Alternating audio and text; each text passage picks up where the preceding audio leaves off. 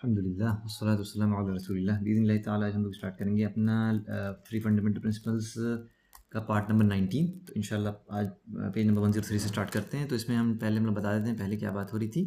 जो साइंस की बात हो रही थी, अल्लाह ताला की जो साइंस है जिसकी वजह से हमने अल्लाह ताला को पहचाना। ओके, तो यहाँ पर हम लोग इंशाल्लाह इस पेज से स्टार्ट करते हैं। इसमें लिखा हुआ है कि जो शेख ने बहुत सारी मेंशन किया कि जैसे कि creation of sun, moon, night and day, यानी सूरज, चांद, सब के बारे में बताया शेख ने जैसे।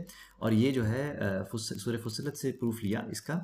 और ये बहुत ही ज़बरदस्त आयत है अगर देखा जाए कि जो जो बात कहते हैं ना लोग कि मतलब भाई जैसे कण कण में शंकर वाली बात लोग कहते हैं, यानी कि हर चीज़ भगवान है। जैसे किसी किसी चीज़ को भी भगवान ना दिया, सूरज देवता हो गए, कमर चांद देवता हो गए, फलाना देवता। तो वहाँ पर अल्लाह ताला ने बड़ी ज़बरदस्त तरीके से तरदीद किया, कहा कि अल्लाह ताला की जो साइंस में ये है, ये जो डे है, नाइट है, और उसके अलावा तुम्हारे सन है, ये मून है। ओके, और फिर अल्लाह ताला ने खुद कहा है कि इनको सजदा मत करो, और फिर ना तो चंद करो, बल्कि उसको करो जिसने जो है जो बल्कि उसको अल्लाह की इबादत करो जिसने इनकी तख्लीक की है। अगर तुम सही में अल्लाह की बात करते हो तो उसकी बात करो जो इसका खालिक है, ना कि वो मखलूक की तुम इबादत करो। और उसके बाद से फिर यहाँ पर साइंस में जो है इसका एक्सप्लेनेशन ये दे रहे हैं कि ये जो है ना, इनकी इन चारों को क्यों बताया गया, इसलिए क्योंकि इनकी जो जो मतलब ग्रेटनेस इंसान देख सकता है बहुत ज़बरदस्त। यानी आप सूरज की क्रिएशन देख लें आप कि सुभान अल्लाह, क्या क्रिएशन अल्लाह ताला की, अल्लाह ताला की क्रिएशन है ये। कि एक सूरज ऐसा होता है कि मतलब जहाँ जहाँ पर इसकी रोशनी पड़ती है एग्जैक्टली उसी प्रोपोर्शन में लाइट आती है। ये इंसान कभी इस पर गौर करे कि जब आप घर में एक बल्ब जलाते हैं तो उसकी लाइट उसके नीचे ज़्यादा रहती है थोड़ा, तो लेकिन जैसे आप थोड़ा सा आगे बढ़ते हैं लाइट डिम होती जाती है। लेकिन आप सूरज देखिए अल्लाह ताला ने कैसा बनाया है कि जहाँ उसकी लाइट पड़ती है वो एग्जैक्ट उसी इंटेंसिटी की रहती है। यानी कि जिस टाइम पे सूरज है, इस पर इंसान कभी गौर करे कि जहाँ सूरज रहता है वो किसी भी कोई भी ऐसा कोई पोर्शन रहता ही नहीं है कि उसकी जो लाइट हो वो हो। फिर उसके बाद से जब आप आगे बढ़ते हैं, जैसे जैसे टाइम के हिसाब से वो होता है तो वो उसके हिसाब से होता है। लेकिन जो जिस एरिया में वो रहता है, यानी जो इंसान की नज़र वाली जो एरिया है, उसमें आप देखेंगे पूरी तरीके से वो रहेगा। इसी तरह आप चांद को देखें तो ये अल्लाह ताला की बेहतरीन क्रिएशन है। और यहाँ पर भी जैसे कि कुरान की बात ही हम लोग को मानना चाहिए कि कुरान में क्लियर कट ये बात है ये कि जो अर्थ के जो है सर्कल जो है बेसिकली सन और मून जो है ना, अपने एक दायरे में इस अर्थ के चारों तरफ मतलब ये घूम रहे हैं, जिसकी वजह से नाइट एंड डे का अल्टरेशन होता है। ओके, और इसके अलावा अर्थ बेसिकली बीच में एक सेंटर में है, तो इसके बारे में इंशाल्लाह थोड़ा सा और वो कर सकते हैं। लेकिन जो जो कुरान की जो बेसिकली अभी आयत है ये कि सन एंड मून अपने ऑर्बिट में एकदम एग्जैक्टली घूम रहे हैं, जिसकी वजह से डे और नाइट होता है।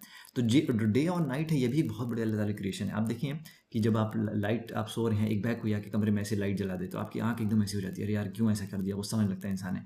आप तसव्वुर करें कि आप रात में ऐसे जा रहे हैं और एक बैग से सूरज आसमान में ऐसे लाइट अप हो जाता, इंसान का क्या हालत होती।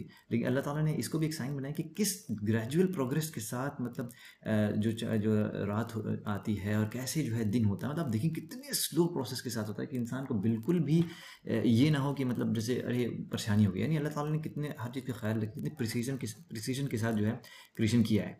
तो ये बहुत बड़ी जो है ये इस पे गौर फिक्र करने वाली बात चीज़ है ये।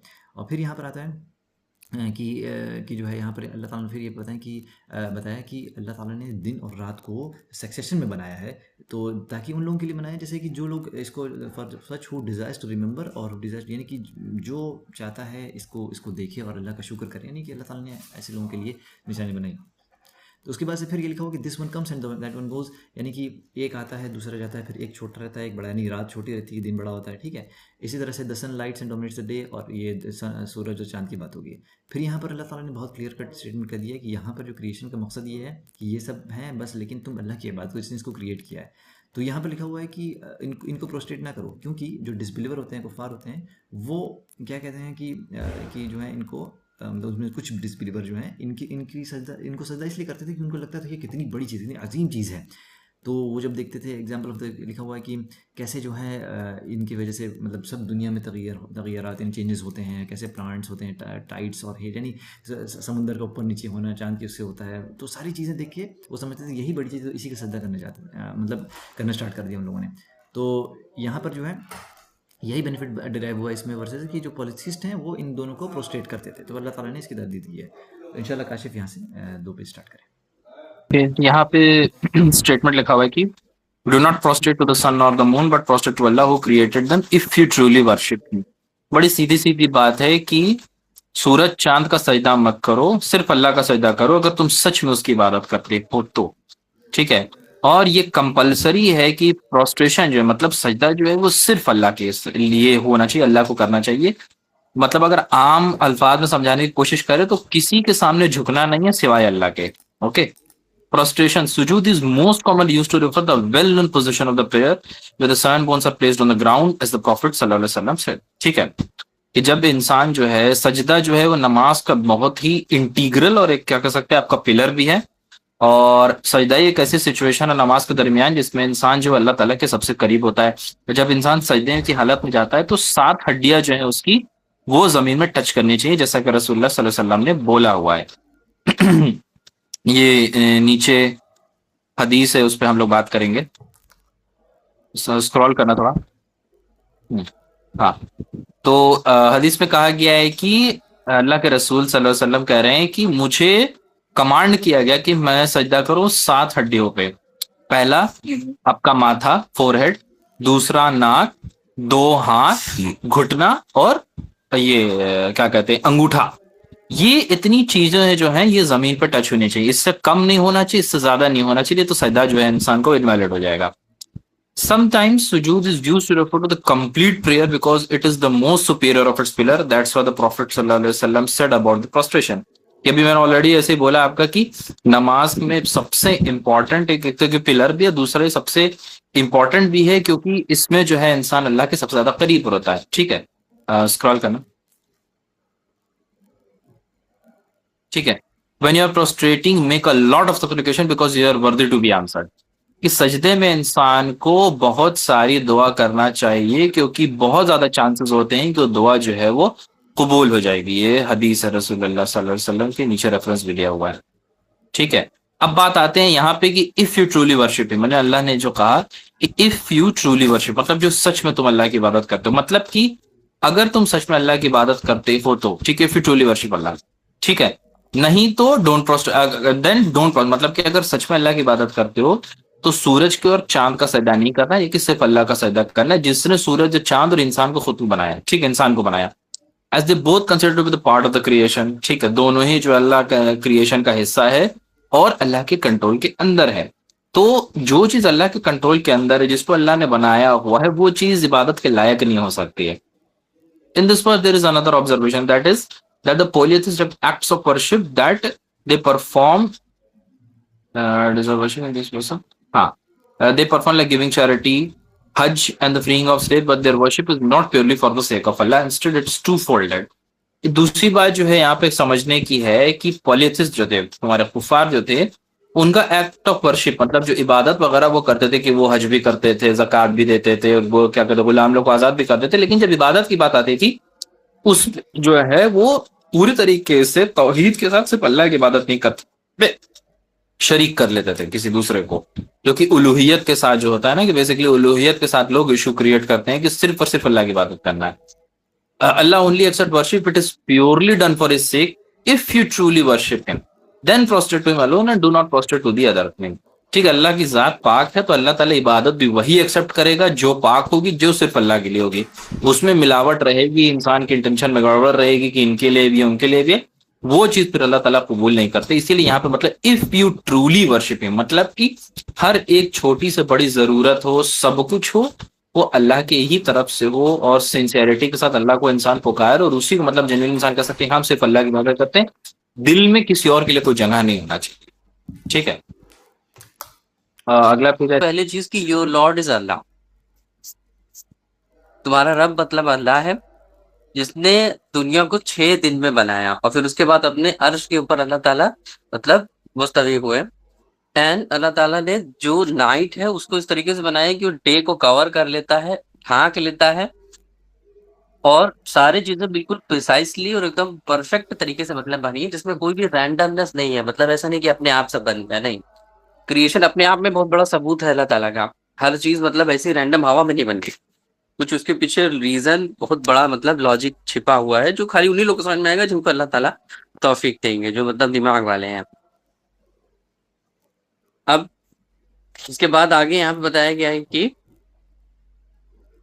ये साथ में अल्लाह ताला की तौहीद को भी मतलब एक तरीके से रिप्रेजेंट करता है कि सूर्य फजीलत में अल्लाह ताला ने मतलब फरमाया है कि जो मतलब डिसबिलीवर हैं उनको मतलब लगता है कि अर्थ 2 दिन में मतलब बन गई।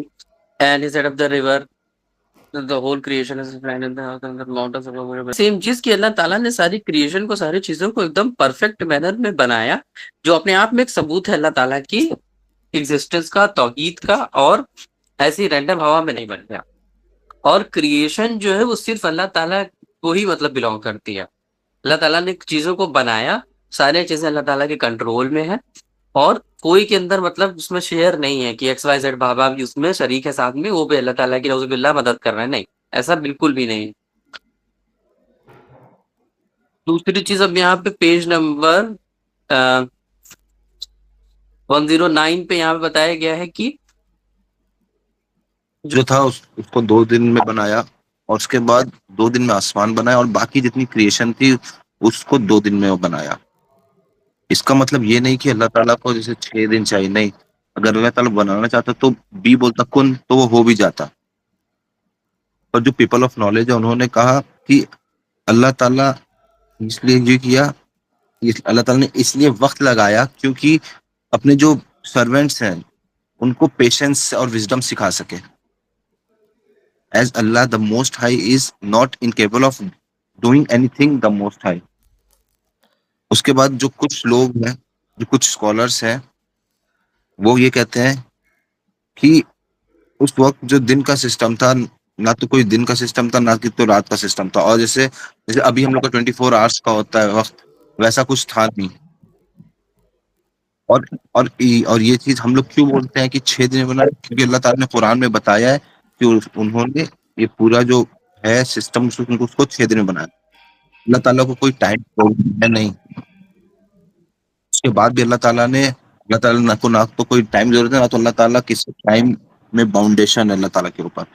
तब पर उसके बाद भी अल्लाह ताला ने इस टाइम का जिक्र किया, और इसमें हम लोग को मिलता है ये जैसे अब उसके ये वर्स है अल कमर की 50वीं आयत, and our commandant is but as a blink an आई,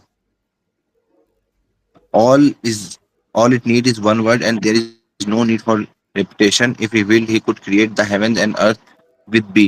जैसे कुन बोलते और अल्लाह ताला वो फौरन बन जाता।